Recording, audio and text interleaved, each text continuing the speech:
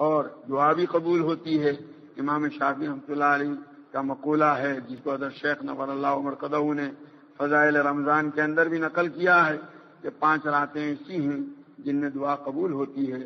ایک تو 2 راتیں تو عیدین کی، عید الفطر اور عید الاضحیٰ کی رات، جمعہ کی رات، یکم رجب کی رات، اور یہ 15ویں شعبان کی رات، تو ان راتوں میں دعا بھی قبول ہوتی ہے۔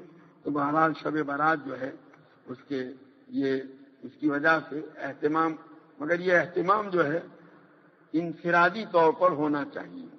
نبی کریم صلی اللہ علیہ وسلم کا جو عمل ابھی آپ کے سامنے پیش کیا گیا، حضرت عائشہ رضی اللہ تعالیٰ عنہا کی روایت، آپ تو اپنے گھر کے دروازے سے نکلتے باہر تو وہاں مسجد ہی تھی، مسجد آپ کے گھر کے دروازے سے کوئی زیادہ دور نہیں تھی، لیکن آپ نے اس عبادت کا اہتمام کہاں کیا؟ گھر میں کیا۔ اور ویسے بھی شریعت کا قانون ہے کہ مساجد کے اندر، مسجد جو ہے وہ فرائض کی ادائیگی کے لیے ہے۔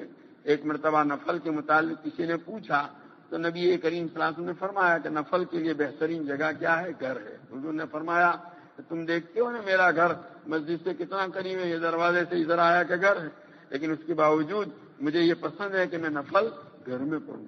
فرائض جو جماعت کے ساتھ ادا کیے جاتے ہیں وہ مسجد کے اندر۔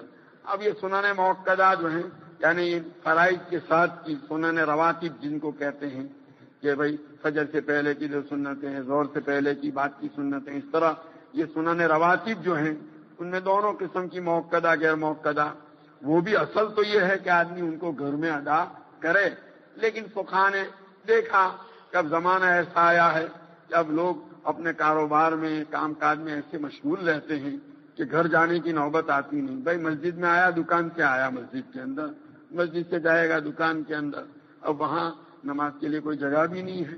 اب یہاں اگر یوں کہا جائے کہ بھائی سنت نہیں پڑھ سکتے، جائز ہی نہیں ہے، تو نتیجہ یہ ہوتا کہ سنتیں چھوٹ جاتی، اور دوسرا کام کاج کی مشغولی کی وجہ سے بھی آدمی بھول جاتا ہے۔